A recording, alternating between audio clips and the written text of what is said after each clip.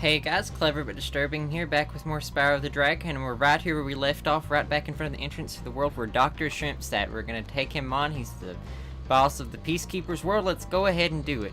Oh, okay, let's do it now, for real this time, no. Oh, well, we're starting this off just great. Oh, so we're at sunset, all kinds of bright colors, and right here's some treasure at the beginning of the level. Ah, okay. Now, as you can see already, they recycle the enemies from Clifftown.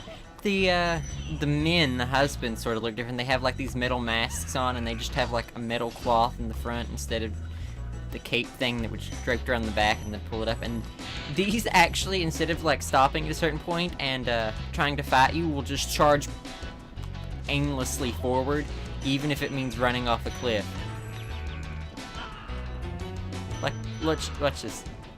And then you can hear them yell as they fall to their deaths. Like, that is one whipped husband right there, let me tell you.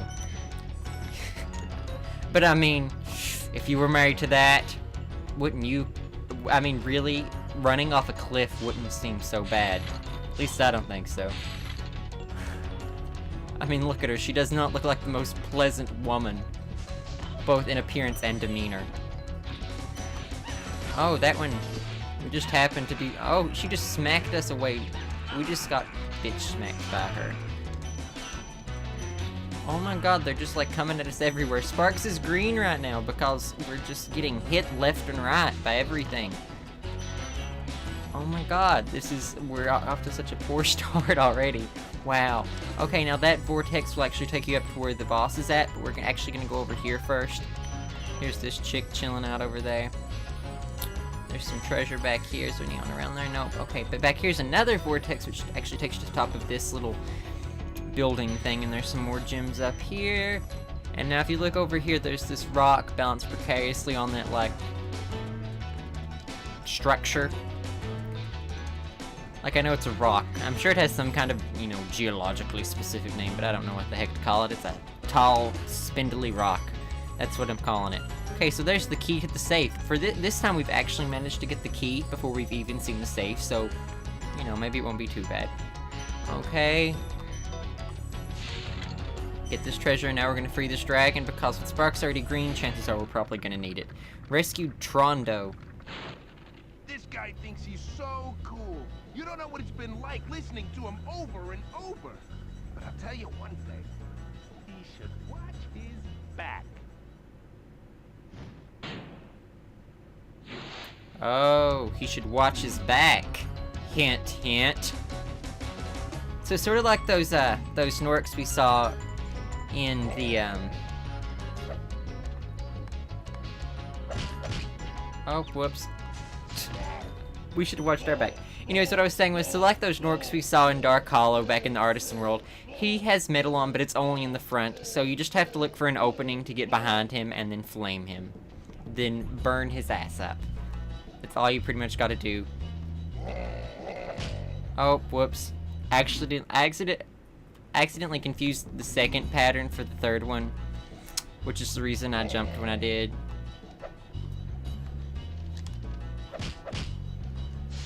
Okay, there, that time I didn't get hit. Yeah, you'll see why I jumped in a minute when we actually get to the third pattern, but for some reason I thought the third one was the second one. On each platform, he uses a different attack pattern, and you have to sort of know what it is to be able to hit him without getting hit yourself.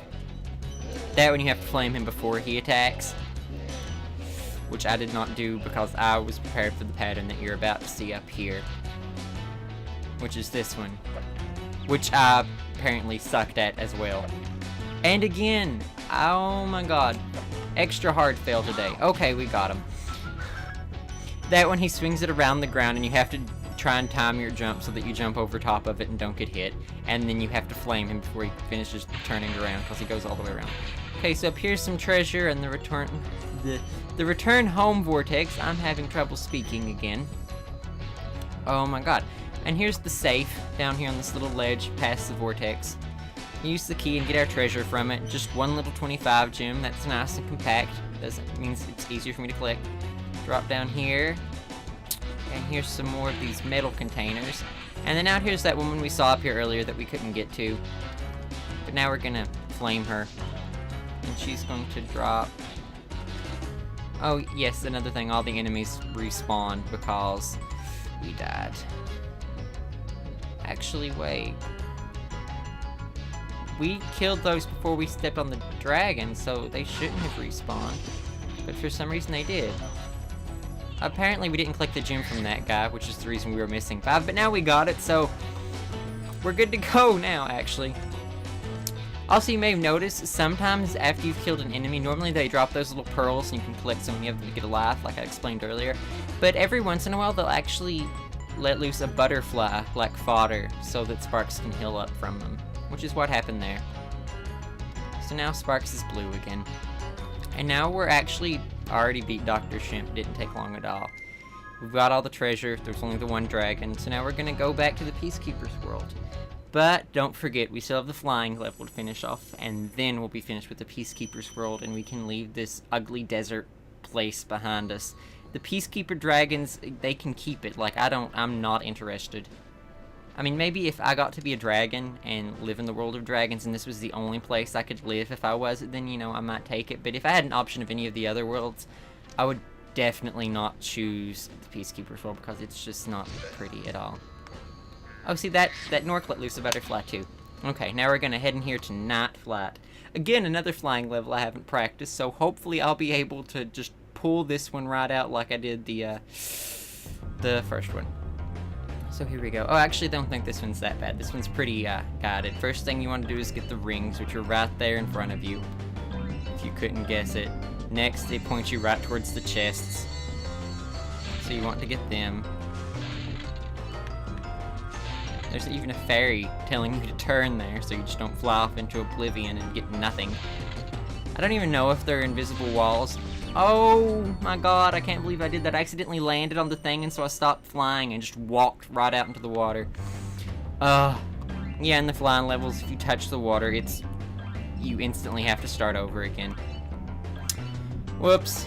Okay, maybe that won't happen again. I hope it doesn't. I'd like to not have to try this multiple times. At least it wasn't from running out of time. At least it was just from a little stupid mistake. My mouth's a little dry right now. I should have drank some water before I did this. But too late for that now. Okay, 1. Okay, so 2 left. 2. And 3. We're done. Okay, now down here to arches. Like I said, this one's really guided, really easy. It just, as soon as you finish one, it points you directly towards the next one. So this one's a lot more evident how exactly to do it than the first flying level was. Up here's the last arch. Okay, now we're gonna do these lighthouses. So you have to flame each lighthouse. That fairy's holding a sign to tell us to turn this way, and indeed, she was right. There's another lighthouse. I hope there wasn't one back there. If it was, we're screwed. Oh, nope, I don't think there was. I think we've got it, because there's just this one. Another fairy holding a sign. Those fairies have really long legs. What? We ran out of time? Really? How? We got things one right after another. I don't know how that happened. That was just horrible. I don't know. There was no reason why we should have ran out of time there. Okay, so this one I actually know how to do, and it's taking me more tries than the one I didn't know how to do. Awesome. Fantastic. Okay, let's try and get these a little faster this time, since apparently it's really tight. Oh, that's what he said. That was just too good. I normally hate those jokes, but that one was just too out there. I couldn't resist that one. That one was just there for the plucking. Okay, now let's try and get the arches. I hope we get it this time. I don't want to have to do this again. This is just a big waste of time. I want to hurry and get out of the Peacekeeper's world. That's why I'm so distracted, I think, because I'm like, let's just hurry and get it done. Hurry and get it done any way I can so that I can get out of here. And I think that's the reason that I'm losing.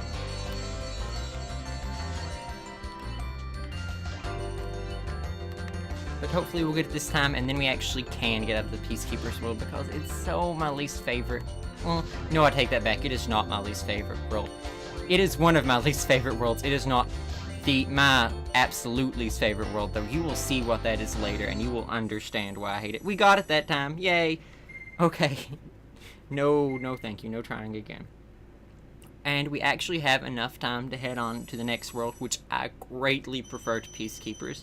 And it's a lot prettier, and you'll see it in just a minute as soon as I make it to the Balloonist. I can't remember what this Balloonist's name is. I only ever remember Marco because he's the first one. They actually all have different names, even though they look pretty much identical, but they all have different names. What is this dude's? Oh, there's a tent there. What is your name? Gosnald. I can't believe how fast you found so much treasure. Hop aboard for the Magic Crafters world if you are ready.